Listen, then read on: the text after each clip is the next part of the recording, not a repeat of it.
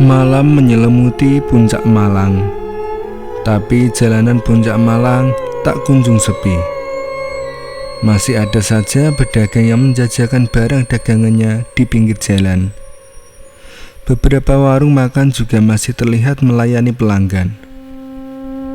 Pukul 10 malam, mobil yang aku naiki masih melaju menelusuri jalan puncak menuju arah Batu. Gerimis mengerami dinginnya puncak, membuat udara sepertinya bertambah dingin. Sepertinya begitu. Entahlah, toh aku berada di dalam mobil, sehingga tidak merasakan dinginnya udara di luar. Wiper sesekali terlihat mondar-mandir di kaca depan, mencoba membersihkan kaca dari air gerimis yang membasahi kaca.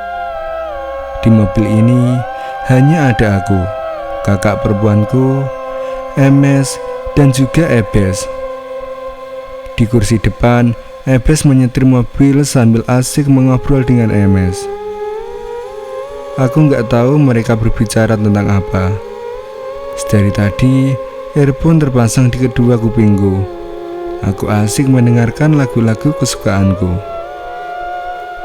Aku masih asik mendengarkan lagu-lagu sambil login di sosial media.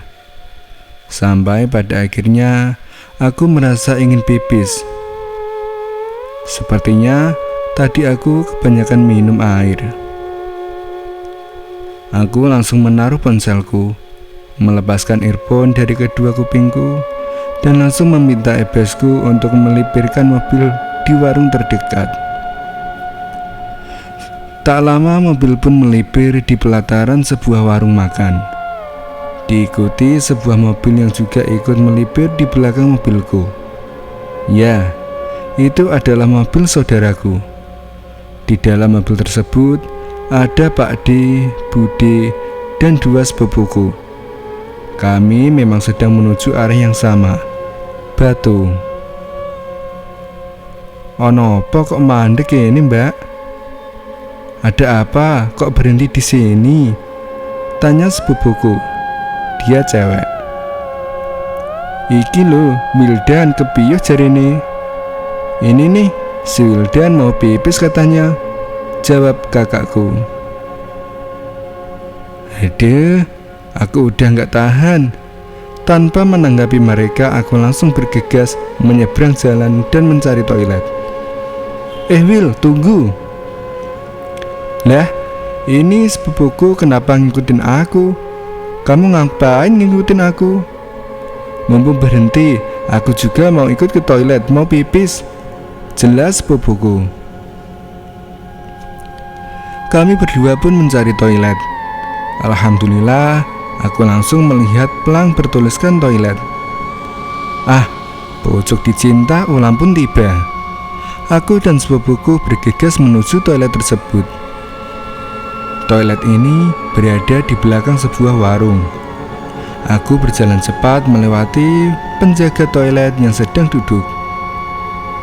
Bilik toiletnya berada di bagian belakang. Ada beberapa pintu bilik-bilik yang lainnya tertutup. Hanya ada satu bilik yang pintunya terbuka. Yah, toiletnya penuh, cuma satu yang kosong. Ya udah gantian aja, aku duluan ya. Udah di ujung nih, ucapku sambil menggeloyor masuk dan menutup pintu balik toilet. Aku benar-benar lega rasanya, seperti dunia cerah kembali. Kebelet pipis emang gak enak. Udah Will, sekarang gantian aku.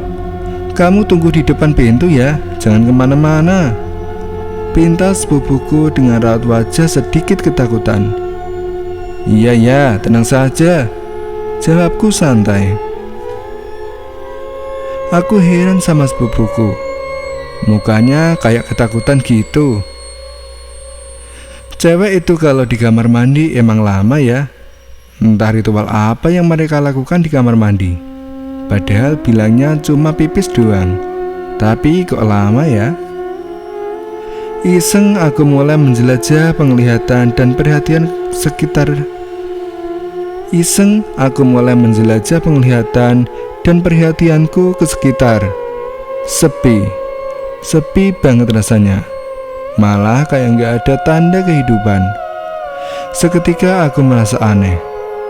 Semua bilik di sini penuh. Bisa dilihat dari pintunya yang tertutup semua. Sesuatu yang bikin aneh adalah gak terdengar suara seseorang atau suara air dari semua bilik toilet, kecuali dari bilik yang diisi sepupuku. Masih terdengar suara air ngucurnya. Ini kan aneh. Pintu bilik panjangnya tidak sampai menyentuh lantai. Menggantung beberapa sentimeter, aku mencoba perhatikan bagian bawahnya. Biasanya, kalau ada orang di dalamnya, pasti bayangannya kelihatan.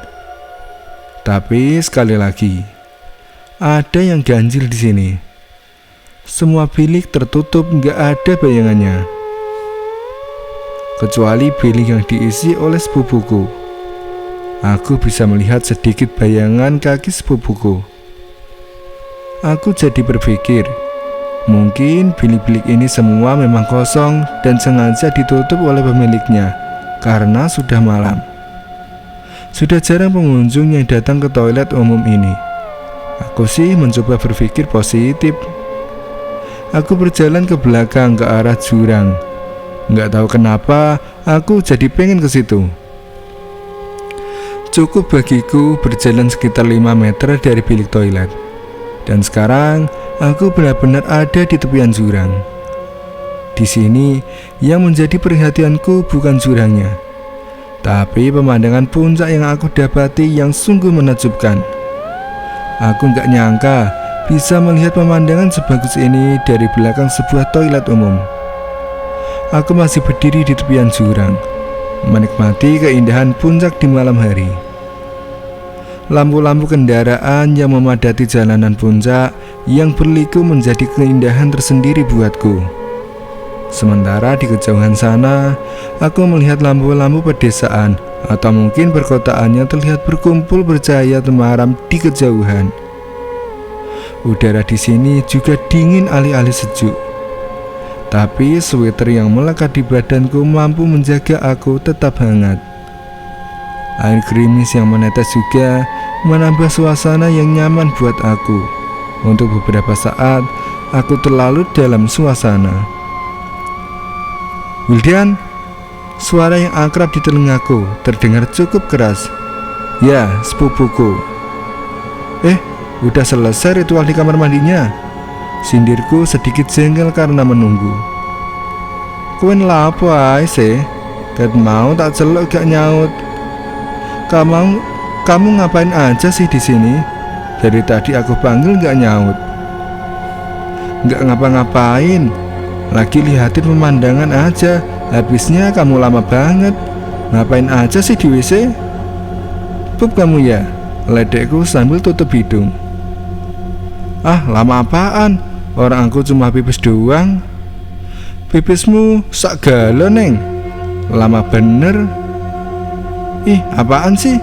Udah ayo, kita balik lagi ke mobil. Ortu pasti lagi sudah menunggu. Sebentar, aku lagi lihat pemandangan bagus nih. Pemandangan apaan? Tanya sepupuku agak heran. Ye, makanya kesini. Aku pun menarik tangannya. Sekarang kami berdua sama-sama berdiri di tepian jurang. Gimana pemandangannya? Bagus kan? Belum sempat dia menjawab pertanyaanku, aku langsung diseret menjauh dari jurang dan berjalan menuju pintu keluar. Ada apaan sih? Enggak, tadi aku melihat bencong aja lagi berdiri di bawah jurang. Udah, ntar aku jelasin di mobil. Potong sepupuku sambil terus megang pergelangan tanganku, menyeretku membayar toilet dan melewati penjaga toilet yang tetap duduk menunduk bergeming. Sampai pada akhirnya kami berdua keluar dari toilet, melewati sebuah warung yang telah tutup. Lalu sampai di pinggir jalan, kami menyeberang dan berjalan menuju mobil. Di sana terlihat keluarga kami sedang menunggu kami di luar mobil. Kalian berdua kok lama banget? Emang toiletnya jauh? Tanya budeku cemas. Iya, lumayan Ma, jawab sepupuku. Lagian, kenapa tahu cari WC jauh-jauh? Di warung makan ini kan juga ada WC-nya, kata kakakku sambil nunjuk warung makan yang berada di samping kami. Ya, kami memang parkir di halaman sebuah rumah makan. Gobloknya aku, kenapa aku langsung ngajir nyebrang jalan buat nyari toilet umum? Kan di rumah makan kayak gini biasanya disediakan WC, dan aku baru menyadari kebodohanku. Ya udah, sekarang pada masuk mobil Ki. Udah malam nih, ntar kemalaman sampai rumah, perintah ebesku. Ntar dulu Pak, ucapku. Mau ngapain lagi sih? Tanya ebes. Mau beli makanan dulu, mumpung lagi ada di depan rumah makan, jelasku, dan aku pun memandang sepupuku. Git, tadi kamu bilang mau beli makanan juga. Ayo sekalian sama aku. Perasaan aku, sepupuku sedikit menolak, tapi aku langsung memotong perkataannya dan menatapnya dengan tatapan isyarat kalau aku mau ngomongin soal keanehan di toilet umum tadi. Aku pun gantian megang tangan dia, lalu menyeretnya menuju rumah makan. Udah ayo, tadi katanya mau beli makanan. Sesampainya di rumah makan, kami memesan makanan untuk dibungkus. Dan saat pelayan sedang menyiapkan makanan kami, aku mulai menginterogasi sepupuku. Tadi kenapa sih? Kok kamu tiba-tiba menyeretku gitu? Tanyaku heran. Sebenarnya aku sudah ngerasa gak enak pas masuk toilet itu. Sambil berdiri menunggu pesanan, sepupuku mulai menjelaskan. Kamu perhatikan gak penjaga toiletnya? Aneh banget kan? Diem saja, duduk sambil nunduk, gak kayak penjaga toilet kebanyakan kan? Ya juga sih, aku juga merasa sedikit aneh. Terus suasana WC-nya juga kayaknya angker gitu ya, lanjut sepupuku. Tadi kamu bilang lama banget di WC, padahal aku cuma pipis doang, gak ada 2 menit. Mas, ini pesanannya. Tiba-tiba mas-mas pelayan menyerahkan pesanan kami, memotong pembicaraan kami seketika. Semua jadi berapa mas? Aku pun membayar makanan yang kami pesan. Aku nggak langsung buru-buru balik ke mobil. Aku dan sepupuku berada di mobil yang berbeda, jadi aku nggak mungkin bisa mendengar penjelasan sepupuku. Jadi aku mengajak sepupuku duduk di salah satu meja makan terdekat sebentar untuk meneruskan penjelasannya. Jadi keintinya saja, tadi kamu kenapa tiba-tiba nyeret aku? Mataku menatap penuh tanya. Tadi di bawah jurang aku melihat kuntilanak, katanya sedikit pelan. Aku pun kaget. Yang aku bilang bencong itu sebenarnya kuntilanak. Mukanya hancur. Dia lagi melototin kamu. Jadi buru-buru aku nyeret kamu keluar dari toilet serem itu. Yang bener kamu jangan bercanda ya. Aku mencoba meyakinkan jujur. Sebenarnya aku gak terlalu takut sama yang beginian. Soalnya aku sudah pernah beberapa kali melihat penampakan makhluk halus. Ye, siapa yang bercanda? Aku serius ini, katanya sedikit ketus. Lagian kamu juga. Aku panggil kagak nyaut-nyaut, malah asik berdiri di pinggir jurang. Ngelihatin apa sih? Pemandangan dari Hong Kong. Di situ nggak ada pemandangan apa-apa, cuma jurang sama pohon. Aku diam sebentar, mencoba berpikir. Jangan-jangan, ya, kayaknya itu kuntilanak mau nyelakain kamu deh. Untung aja aku dateng. Habis aku curiga, padahal jarak WC sama jurang kan deket. Tapi kamu nggak dengar teriakanku, jadi aku samperin saja. Dan bener saja kecurigaanku. Bener, untung ada kamu. Kalau enggak, aku udah jatuh kali ke jurang. Aku nggak menyangka akan mengalami hal kayak gini. Tapi aku bersyukur ada sepupuku. Jadi aku bisa terhindar dari makhluk yang mau menyelakain aku. Ditungguin dari tadi malah pada asing ngobrol di sini. Aku nggak sadar tiba-tiba kakakku sudah ada di sampingku. Terungkap sudah apa yang terjadi saat di toilet tadi. Sepupuku telah menjelaskan semuanya. Sekarang aku pun sudah berada di dalam mobil.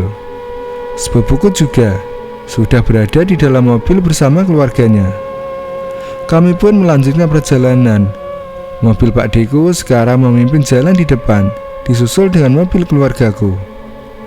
Aku rekatkan jaketku, memasang earphone, menyalakan lagu kesukaanku, dan login di sosial media.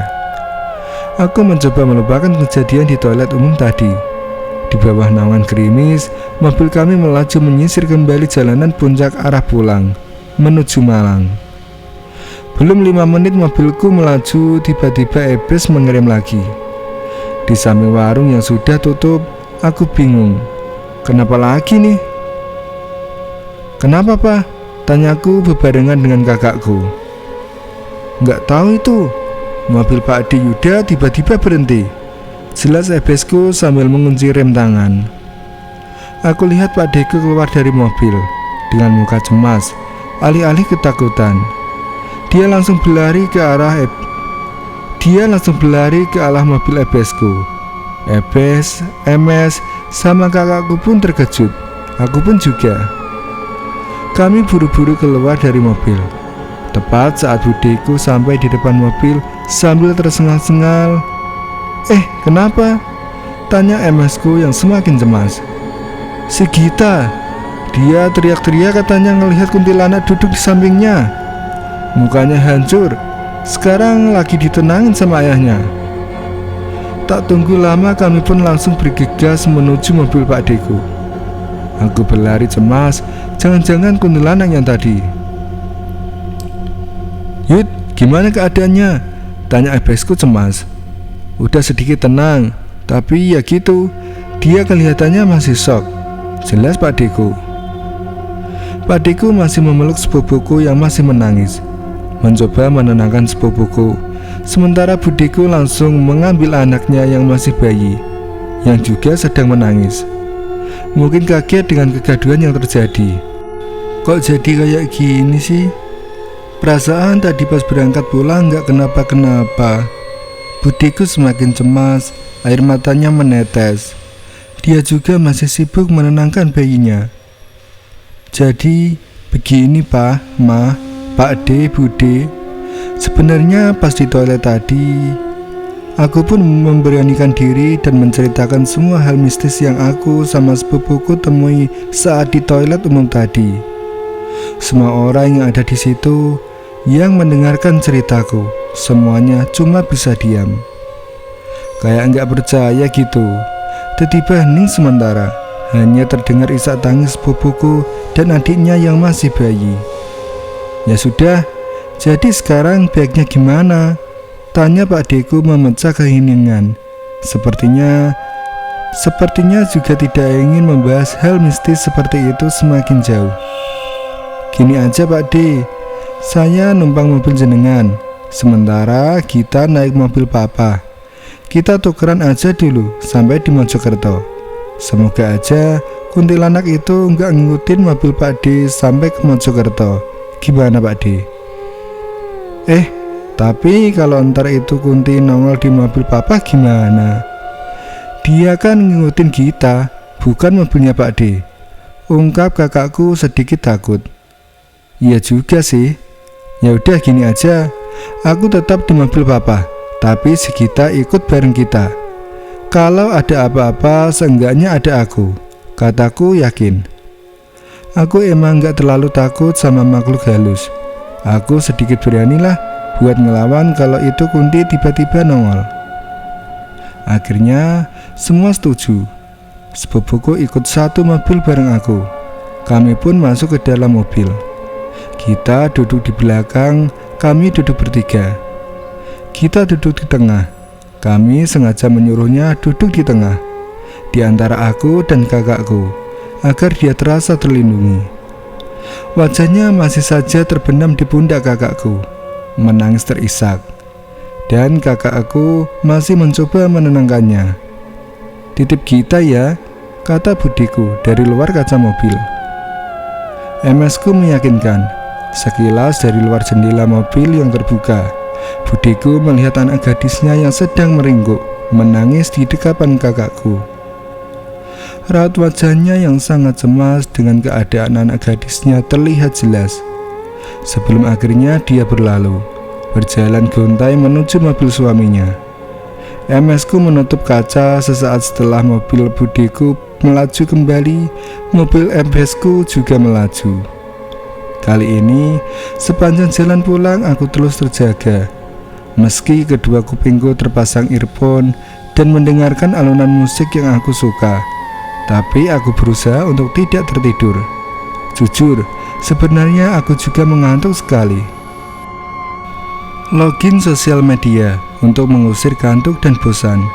Suasana mobil sunyi. MS kakakku mulai tertidur. Sepupuku yang sudah tenang sejak tadi sepertinya juga sudah tertidur. Di mobil ini tinggal aku dan Ebes saja yang terjaga. Ya sudahlah, aku sudah terlanjur bilang kalau aku bakal jaga sepupuku ini. Kalau ngantuk tidur saja. Kayaknya kita juga sudah tidur. Perjalanan masih lumayan, sekitar 1,5 jam lagi. Mungkin kita baru sampai Mojokerto, kata MS-ku yang sebelumnya mencolek bahuku, sehingga membuat aku mengalihkan perhatian ke dia. Lalu melepaskan earphone dan mendengarkannya bicara. "Enggak pak, belum ngantuk, lagi asik main game sih," sautku berbohong. "Oh ya sudah." Suasana pun kembali sunyi. Suara mesin kendaraan samar terdengar. Aku kembali mencoba mengasihkan diri dengan kembali bermain game sambil mendengarkan musik lewat earphone. 1,5 jam lebih, hampir 2 jam berlalu. Mobil kami keluar hutan Cangar. Syukurlah, selama perjalanan tak terjadi apa-apa. Lega rasanya. Sepertinya itu Kunti gak ngikutin sampai sini.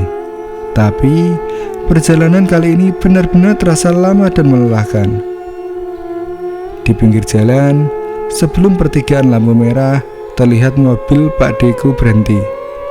Jalan raya lenggang. Mobil Ebes pun ikut berhenti di belakang mobil Pak Deku. Setelah lampu merah arah tujuan kami berbeda, Bude pun membangunkan sepupuku yang tertidur dan dipindahkan ke mobilnya.